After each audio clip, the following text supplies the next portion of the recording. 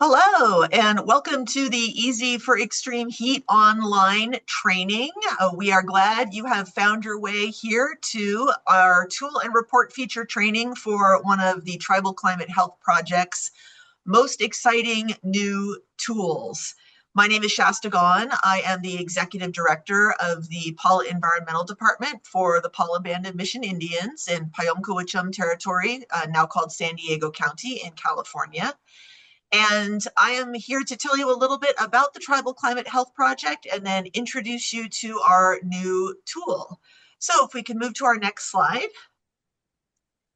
The Tribal Climate Health Project began in 2016. And so since then, nearly or over a decade, the Paula Band of Mission Indians and Prosper Sustainably, our consulting partner and co-directors of the TCHP, have worked together to build capacity for tribes in climate change adaptation, especially around the health impacts of climate change.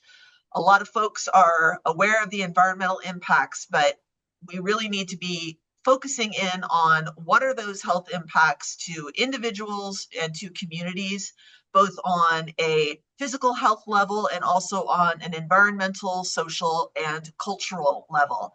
And that is what the TCHP specializes in. We are co-hosts of TechX meetings. Tech is the Tribal Energy and Climate Collaborative, also in partnership with Prosper Sustainably and other partners, regular meetings every month.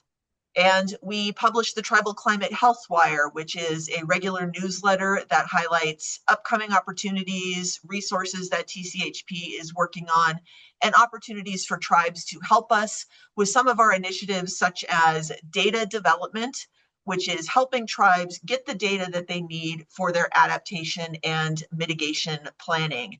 And the real expert on that work is Angie Hacker from Prosper Sustainably. So I'm going to turn it over to her to talk about our easy adaptation tools.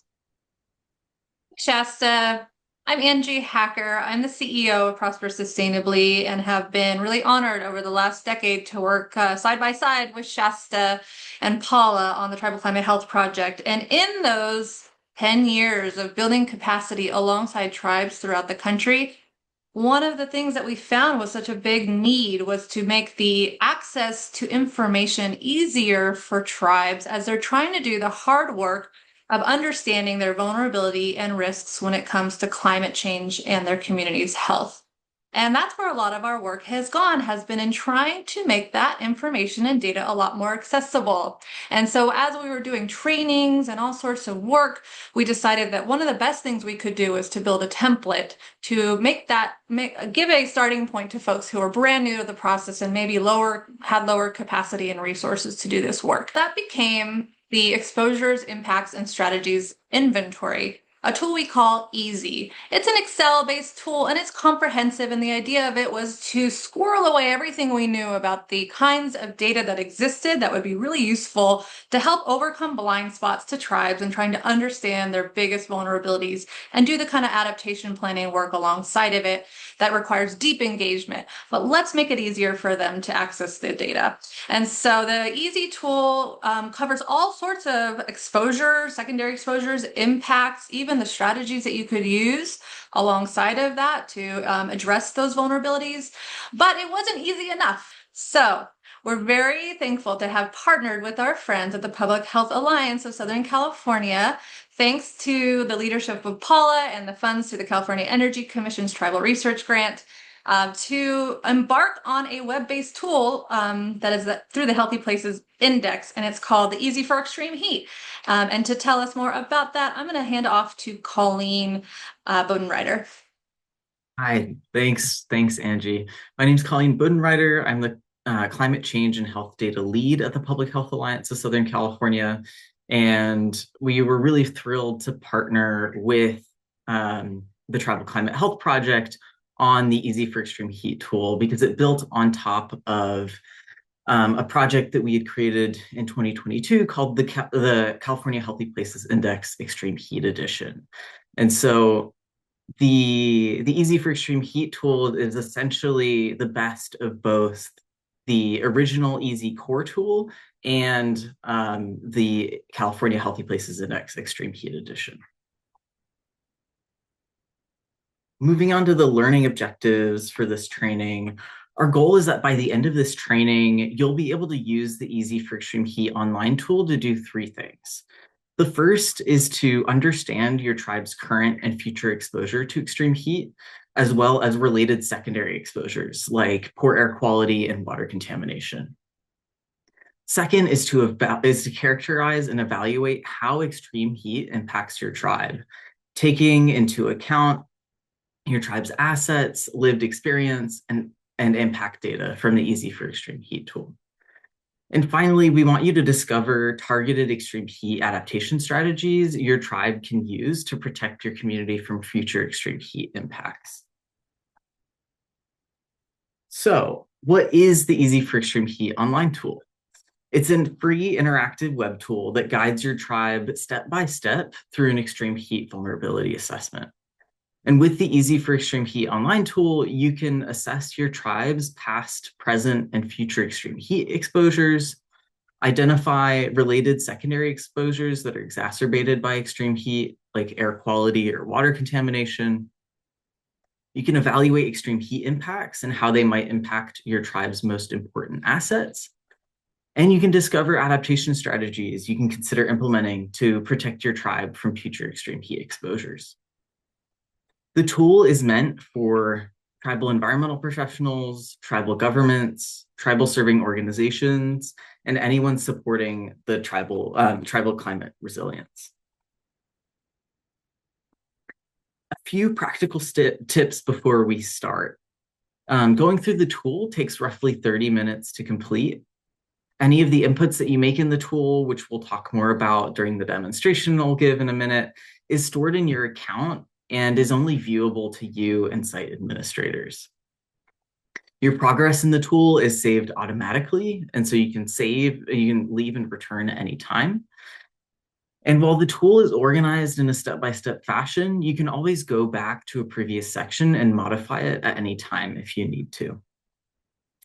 In terms of how to access the tool, it's a really simple process that we'll walk through in a minute. You go to eisi.healthyplacesindex.org, you enter your email, and you'll get a passcode, a one-time passcode sent to your email, and then you're logged in. And with that, we can get started with our demonstration.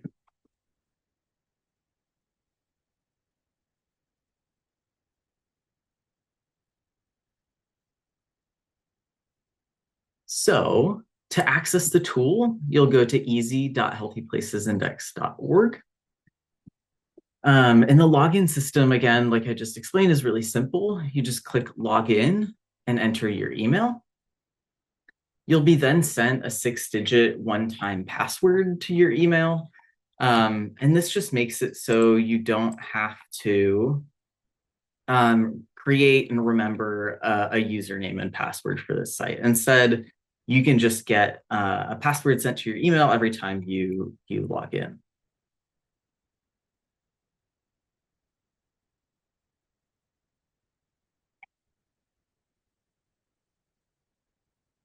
So I'll just enter the 6-digit code that was sent to my email. And we've logged into the tool.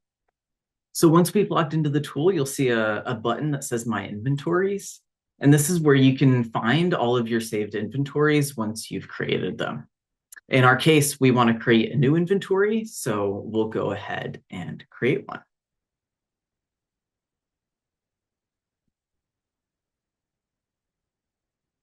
So now we've officially created our inventory, and you can see on the left-hand side that the tool has 7 steps to go through, which we'll walk through together. And just for the purposes of this demonstration, I'll be using Paula Band of Mission Indians as an example. So the first step in the EISI for Extreme Heat tool is to find your area. So before we look at any data on extreme heat exposures or impacts, we first need to select the area that represents our tribe. And this can be based on reservation boundaries, current or historical tribal lands, and or tribe population distribution. There are 2 main ways to select a tribal area. The first way is to use this dropdown, which contains a list of tribes. If I type in Paula, I can click on Paula. And when you click on a tribe, the tool automatically selects a tribal area that intersects with your tribe's boundaries. So we can see that the tool has automatically selected the 2 census tracts in red that intersect with Paula's boundaries. There's a few things I want to note here. One, we include tribal boundaries on the map in orange for reference. And then 2, this tool uses census tracts as its base geography. Census tracts are a geography used by the US Census Bureau to report census data, and we use it because a lot of our data comes from the Census Bureau. The second way you can select a tribal area is by selecting census tracts directly on the map. So if we clear the currently selected census tracts, you can also simply click on the map to select or deselect a census tract that you want to include in your area. If you prefer to see a different base map, you can toggle between a straight view and a satellite view. And once we're happy with the tribal area we've selected, we can either enter or edit a tribe name. So in this case, I'll do Paula Band of Mission Indians, and we'll hit generate data for selected tribe. And this will take us to our next step, which is evaluating heat exposures. So our goal in this step is to determine the overall risk of extreme heat to the Paula community based on the data that we see in this page and our own understanding of extreme heat in the area. And so to do that, we want to look on the data on each extreme heat indicator below. To find out more information about an indicator, like its definition or its data source, you can click this blue eye icon to the left of the indicator. I'll point out that most of these extreme heat indicators come from California's 5th climate assessment. You'll see that each indicator has 4 values on the left, which represents the value for that indicator over time. So past, current, mid-century, and end-century. And that's accompanied by a trend line on the right, which visualizes that change over time. For data that we find particularly informative and that we're interested in seeing in a summary report at the end of the tool, we can select Add to Community Profile, located to the right of the indicator. You'll see that this full community profile in step 6, but you can also keep track of what you've added to the community profile in this right sidebar here. The data that you select to add to the profile can be data that shows a large increase in extreme heat over time or represents an exposure that concerns your community. So in this case, we can see that the number of days above 90 degrees is expected to basically double between now and the end of the century. So we'll select Add to Community Profile. We can also see that the annual number of warm nights is expected to sharply increase towards the end of the century. So we'll select Add to Community Profile for that as well. So after looking at all the data, we'll use this slider to select the level of extreme heat risk that it poses to Paula. And that ranges from none, very low, low, medium, high, to very high. And when making your selection, we want to consider both the data in the tool that's relevant and important to your tribe, and any additional information you have about the exposure based on community feedback, tribal reports, observations, and anecdotes when making your selection. So in our case, we'll rank the extreme heat exposure for Paula as high. And we're choosing this rank because of the sharp increases in future extreme heat days and warm nights, as well as community concerns that we've heard around health impacts of extreme heat.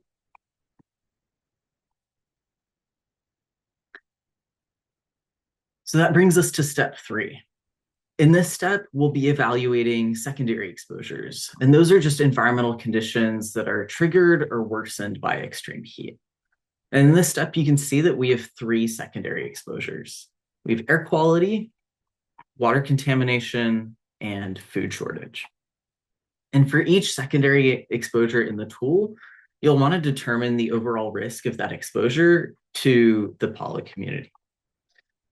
So let's use water contamination as an example. So first, let's look at the data. We have data on drinking water contaminants, impaired bodies of water, and nitrates. To find out more about a specific indicator, like its definition and its data source, we can click this blue information icon. And as we look at the data, you'll find 3 things. So the first is the value on the left, which is the actual number for your community. So for example, the concentration of nitrates in community water systems for this tribal area is 0.8 milligrams per liter. In the middle, you can see this percentile rank and interpretation, which is a sentence that tells you how your tribal area compares to all other census tracts, also known as a percentile rank. So in this case, our tribal area has more nitrates than only 10% of other tracts in California. And finally, we have this color bar on the right, which shows you a visual representation of that percentile ranking, ranging from light blue, which represents a low percentile on the left, to dark purple, which represents a high percentile on the right. And a marker, this black bar, shows you where your community falls on that spectrum. So as we're looking at the data, we'll take the opportunity to select Add to Community Profile next to the indicators that show that our tribal area has higher exposure to pollutants than most other areas in California, or next to indicators that represent an exposure that concerns our community. And like I mentioned above, the indicators we select here will appear in the community profile in step 6, and you can also see them reflected in the side community profile here. So after looking at the data, we'll use the slider to select the level of risk that water contamination poses to Pala. Like in the previous step, we'll want to consider both the data in the tool as well as any information we have about water contamination based on community feedback, tribal reports, observations, and anecdotes. So in this case, because of the high percentile values for drinking water contaminants and impaired bodies of water, we can conclude that Pala has a high risk of water contamination. And again, before you move on, you'll want to go through each of these, but for the purposes of this demonstration, I'll just do water contamination as our example. So once you've finished looking at secondary exposures, we arrive at this community asset step. And this step is a little bit different than the others. So in this step, we're ranking the community assets or the resources and values that are important for your community to protect in the face of extreme heat. And this is a really critical step because knowing which assets are most important to your tribe will help you factor in how extreme heat impacts might affect those assets in the next step. We highly recommend you conduct a community survey to understand your tribal community's experiences, values, and priorities regarding climate change, so you can use the results of that to inform this section. And the Tribal Climate Health Project actually has a survey template linked up in this description above that can help you run that survey and get the results you need for this. So for this step, we'll look at each asset, which are grouped into categories, and assign them a ranking based on either the results of the community climate survey or your understanding of your community's priorities. So I'll go ahead and randomly select a few of those here. You can see we have built environment assets, we have cultural and spiritual assets, we have socioeconomic assets, as well as health and natural resources.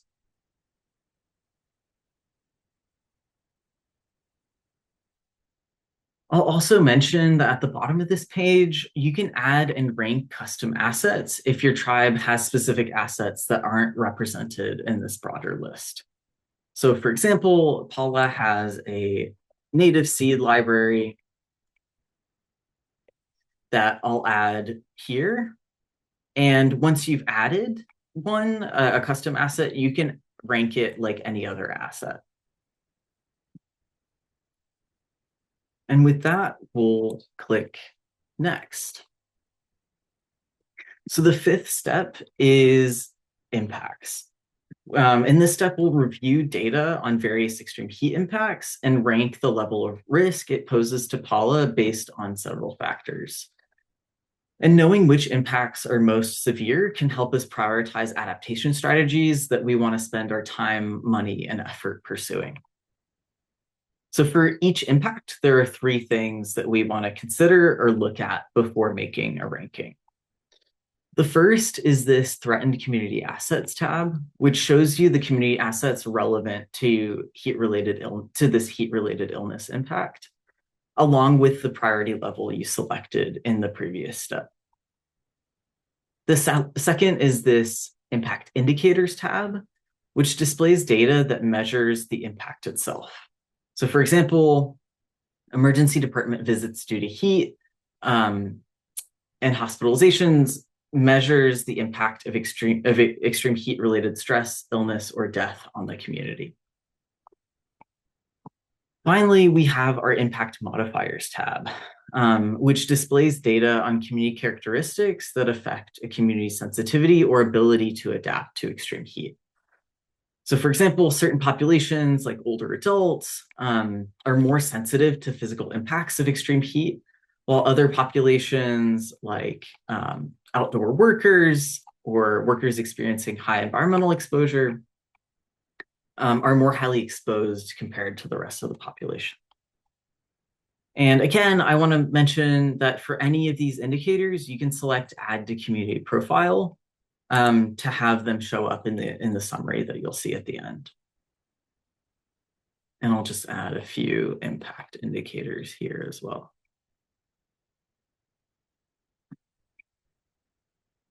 So considering the impact indicator data, impact modifier data, and the priority level of the threatened community assets associated with this impact, you'll want to select the appropriate risk level for each impact.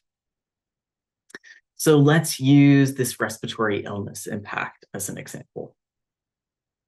So in step 4, we ranked the physical wellness as a high priority community asset based on results from the Paula Climate Community Survey. In this step, we'll review impact indicator data showing high severity and likelihood of respiratory related illness in the community, along with impact modifier data showing a high population of elders and residents with chronic cardiovascular disease. And since the community ranked physical wellness as a high priority community asset, and the tribe currently has limited capacity to adapt to this threat, Paula assigns this impact a high vulnerability level. And so this brings us to the community profile. So far, we've evaluated our exposures to extreme heat and related secondary exposures. We've prioritized our community assets, including built environment, cultural and spiritual assets that we wanted to protect in the face of extreme heat. And we've assessed the risk of various extreme heat impacts to our tribe.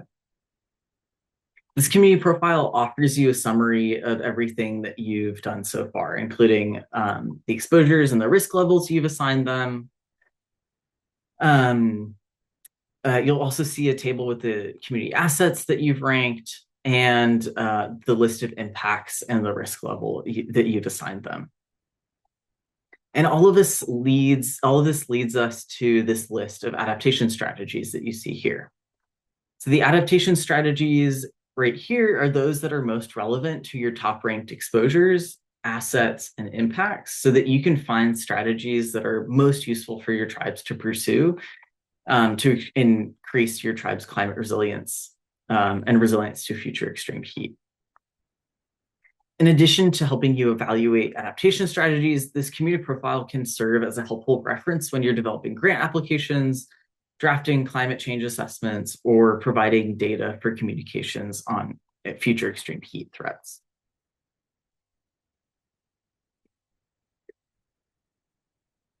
So in addition to the community profile summary, we also saw the need for a more in-depth report that could either stand on its own as an extreme heat vulnerability assessment or be used as part of a larger climate change vulnerability assessment.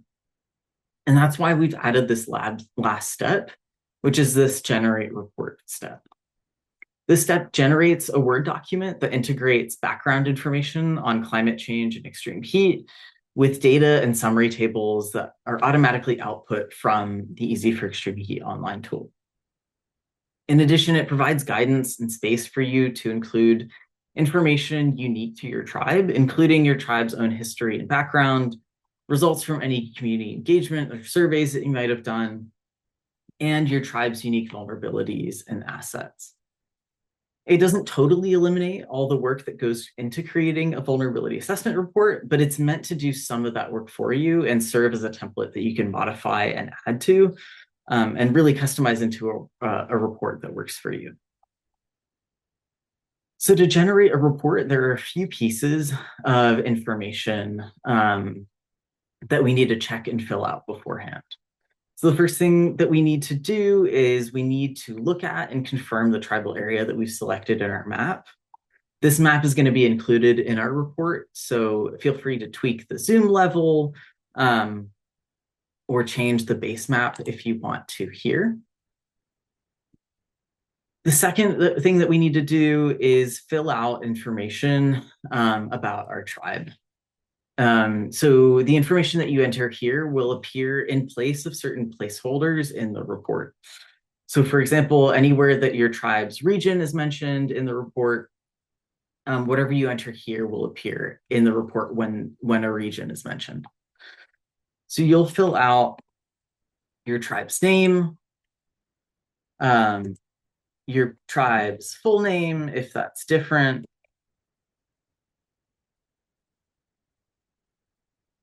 your region in California, the county that your tribe is located within.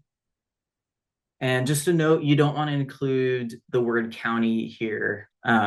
Otherwise, in the report, it'll appear as San Diego County. You also have the option to fill in some author and leadership areas in the report. And then at that point, you're ready to generate the report.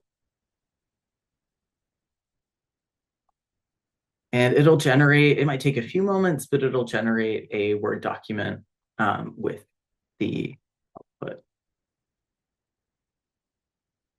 So the first thing you'll see in this report is some instructional text for how to use this report, basically saying that everything about this report is really flexible and is meant to serve as a template that's fully customizable and can be modified as much as you want. It also tells you what steps you might want to take after completing your extreme heat vulnerability assessment, like creating an adaptation plan. It also goes through the types of information included in this report. Essentially, a good portion of this report consists of boilerplate static text containing general background information on climate change and extreme heat, as well as descriptions of extreme heat impacts on human, ecological, and cultural health. The second type of text in this report is auto-populated data that's imported from the EISI for Extreme Heat Online tool for your area. This includes things like indicator values, as well as those summary tables that you saw in the community profile. And that just makes it so you don't have to do the manual effort of finding, copying, and pasting that information from the tool into the report. And finally, we have multiple types of text prompts that are meant for you to insert information specific to your tribe, including lived experience, history, relevant local data, and any community engagement results.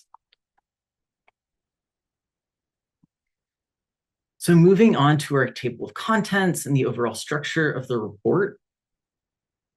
It starts with the tribal chair's message and executive summary, then an introduction, findings, and a conclusion. And I'll be walking us through each of these sections.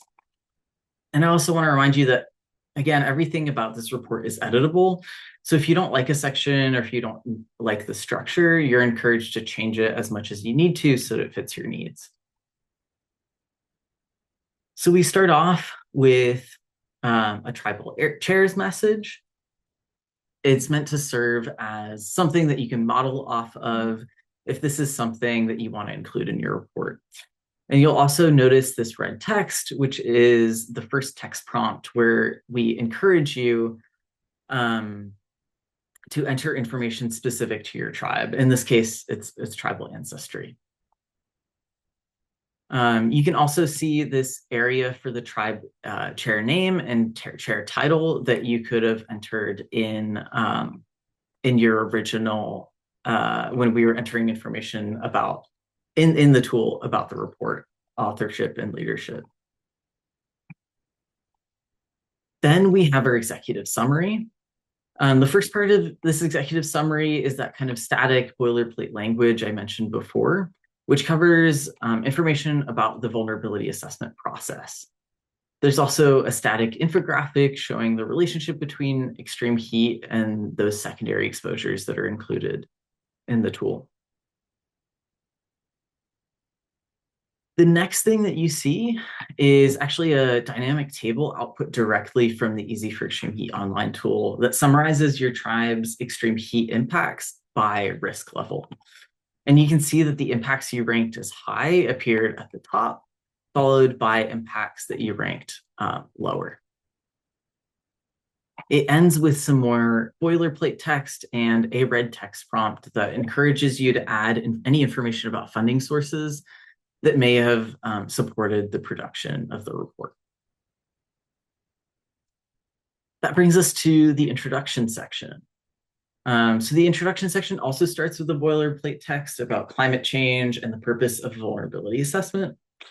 You can also see that this black boilerplate is interspersed with these red text prompts for you to insert information specific to your tribe, including tribal ancestry and previous adaptation efforts your tribe has made. There's also a subsection on background, which describes your tribe's community, reservation/tribal lands, ancestral lands, and natural resources. This is obviously quite specific to your tribe, so we've included prompts on what information you could include here. It also goes on to summarize current climate work going on in your tribe, including this blank table where you can, or this template table where you can list existing climate change mitigation strategies your tribe might be conducting.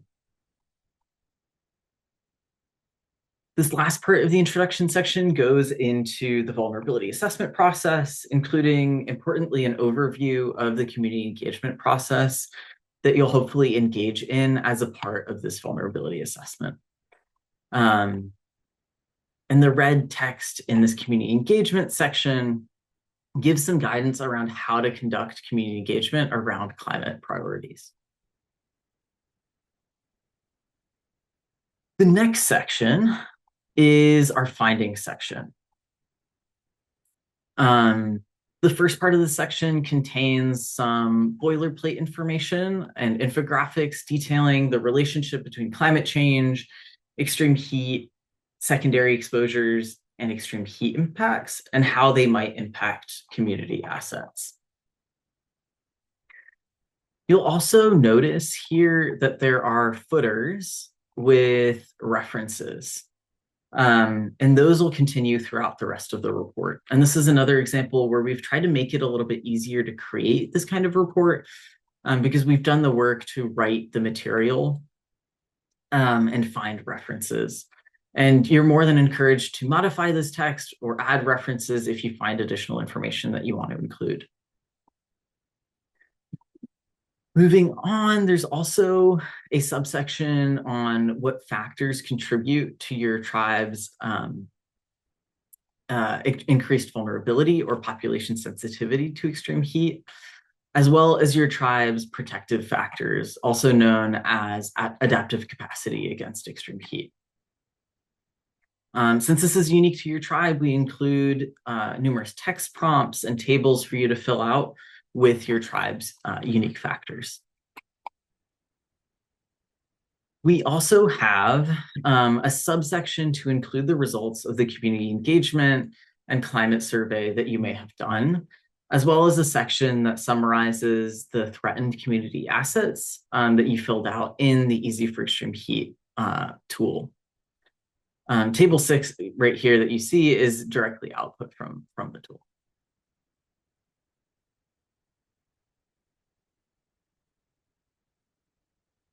Now, this second part of the findings section is centered around characterizing extreme heat in your tribal area, what it's looked like in the past, and what it might look like in the future. It also characterizes the impacts of extreme heat on health and social environment, natural environment, and your built environment. And this is where the actual data from the EISI for Extreme Heat tool gets output. And so in these paragraphs that are describing extreme heat and Paula, any number that has these underlying little dots underneath them are numbers that have been output directly from the EISI for Extreme Heat tool.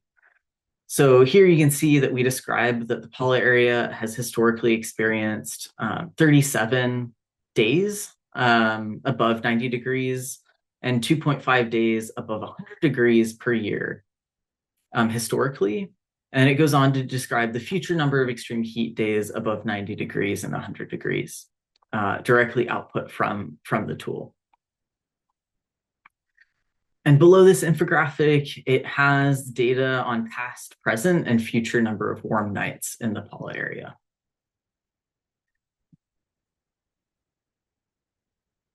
So that's our characterization of extreme heat section. We have two additional prompts here. One is in red around adding information from the community engagement survey around how concerned community members are about extreme heat, as well as any more information about the area's typical climate that you might want to include. This one in blue lists some other extreme heat data sources that you might want to consider adding. The other big component of this finding section is this subsection right here on impacts. And that covers a wide range of extreme heat impacts from human health to ecology to built environment. And I won't go through each impact here for the sake of time, but I'll go through this first section on heat-related illness and death to give you an idea of what types of information we include.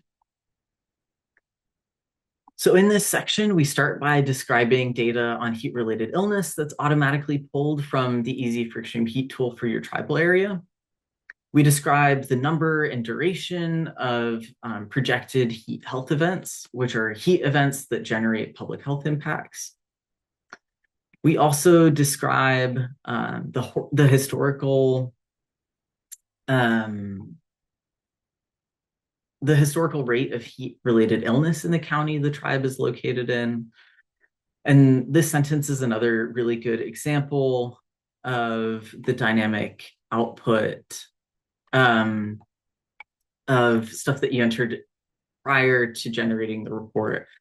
So like I mentioned before, this San Diego is actually pulled directly in from the text that you entered, from the county that you entered before. We also describe data on sensitive populations, like younger children and older adults that may be more sensitive to extreme heat. And then below that, in blue, we have a note that encourages you to reach out to your local tribal epidemiology center to find heat-related illness data from Indian health centers. Almost every impact section we have will have this blue text with additional data that you can consider including that we just weren't able to include in the EISI for Extreme Heat tool for one reason or another. And so, like I mentioned before, I'm not going to go through each of the impacts listed, but we have numerous other impacts, like I mentioned, on like ecological and built environment, that also have data from the EISI for Extreme Heat tool, and these additional text prompts. So I'll scroll through the rest of those impacts.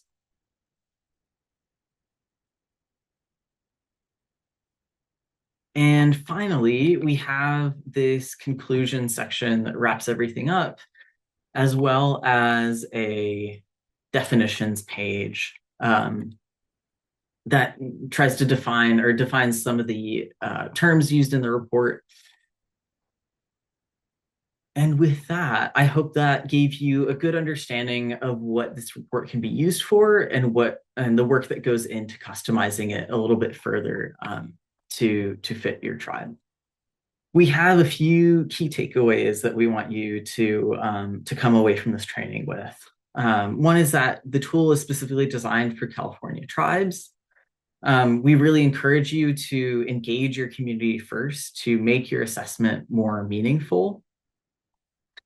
We want you to consider your tribe's lived experience alongside the data in the tool to develop a complete picture of vulnerability for your tribal area. We want you to use findings from the tool to prioritize those adaptation strategies that you saw suggested in the community profile.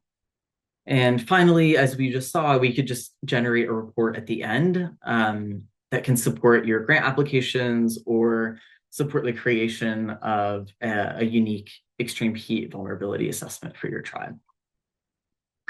If you're ready to get started, you can visit eisi.healthyplacesindex.org and try it out for yourself.